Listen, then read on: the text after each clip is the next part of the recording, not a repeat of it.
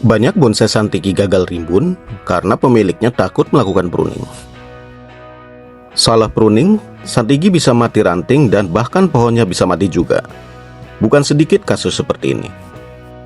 Padahal dengan teknik pruning yang benar, Santigi justru bisa mengeluarkan banyak tunas baru dan percabangan yang menjadi lebih padat.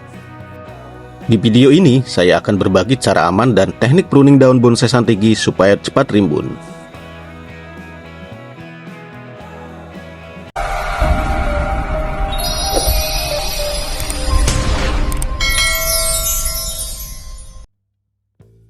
Assalamualaikum sahabat bonsai setanah air, jumpa kembali di channel Arah Bonsai, yaitu channel yang membagikan edukasi dan pengalaman tentang dunia tanaman hias dan tanaman bonsai. Di video kali ini saya akan melakukan pruning daun pada bonsai Santigi supaya pertumbuhannya lebih rimbun dan percabangannya semakin banyak. Ini adalah bonsai Santigi yang sebenarnya sudah cukup pertumbuhannya, tetapi beberapa bagian pucuknya sudah mulai memanjang dan daunnya juga cukup padat. Kalau dibiarkan seperti ini, biasanya pertumbuhan tunas baru akan berkurang dan bonsai terlihat kurang rimbun. Karena itu di sini saya akan melakukan pruning daun supaya nantinya Santigi ini bisa mengeluarkan lebih banyak tunas baru. Jadi pastikan teman-teman simak videonya sampai selesai karena ada beberapa teknik penting yang perlu diperhatikan saat pruning Santigi. Mari kita mulai praktek pruningnya. Teknik yang pertama adalah teknik yang paling aman, yaitu dengan memotong pucuk daun dengan menyisakan sekitar setengah bagian daun seperti ini. Tujuan dari teknik ini adalah untuk merangsang munculnya tunas-tunas baru di bagian pucuk.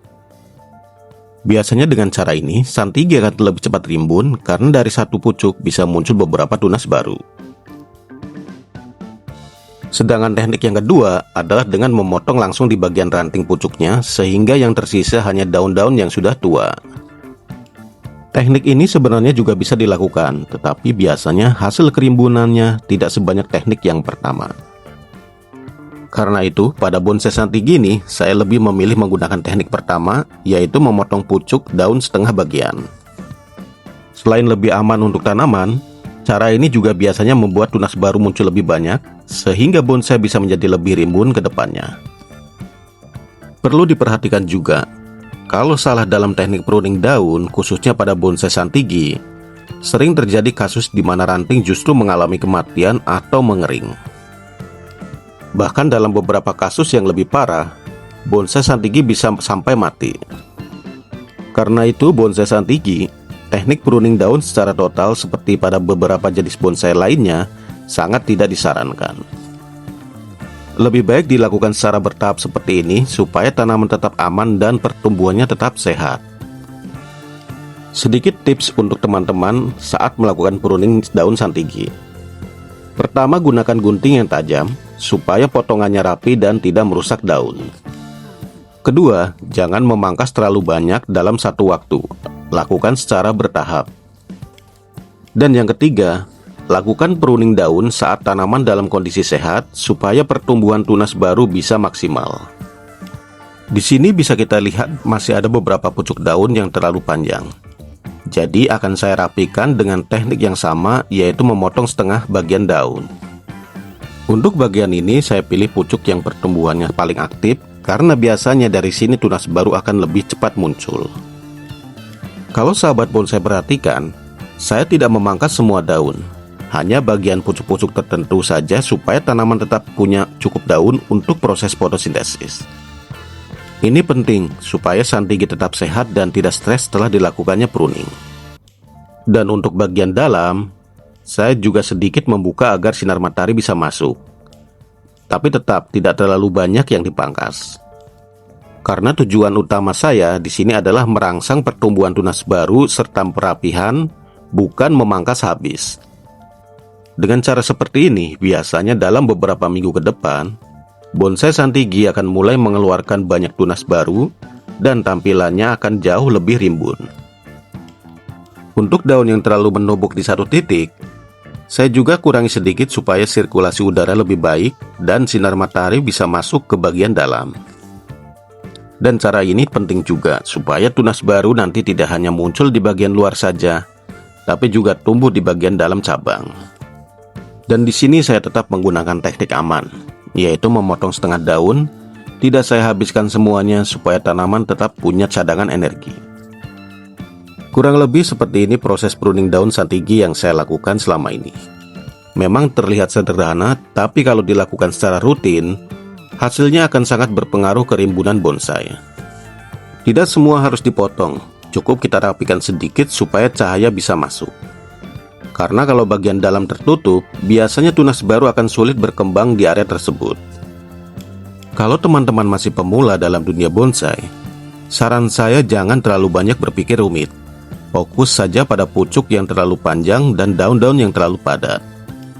Dengan rutin melakukan seperti ini, lama-lama kita akan terbiasa dan bisa membaca arah pertumbuhan bonsai. Dan satu lagi yang penting, setiap kita memotong pucuk, sebenarnya kita sedang mengatur arah pertumbuhan berikutnya. Jadi pilih pucuk yang memang arahnya sudah sesuai dengan desain bonsai. Kurang lebih untuk pruning daun kali ini sudah cukup.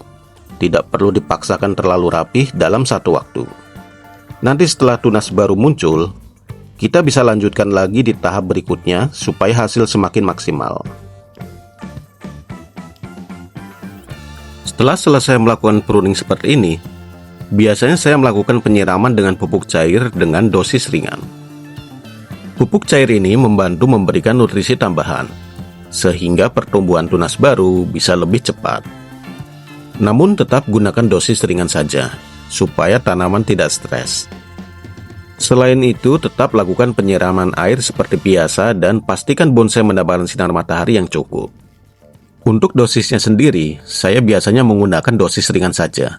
Tidak terlalu pekat, karena kalau terlalu kuat, justru bisa membuat tanaman stres apalagi setelah dipangkas.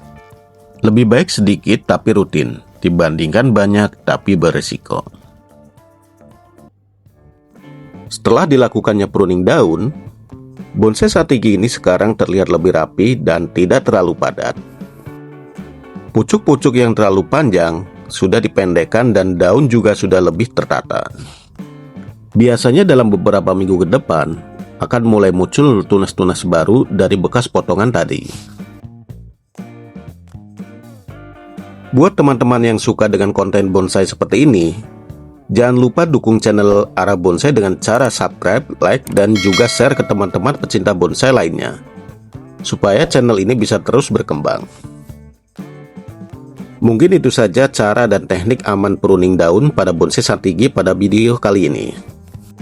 Semoga tips yang saya bagikan bisa bermanfaat untuk teman-teman semua yang sedang merawat bonsai santigi. Sampai berjumpa lagi di next video. Salam satu hobi dan wassalamualaikum warahmatullahi wabarakatuh.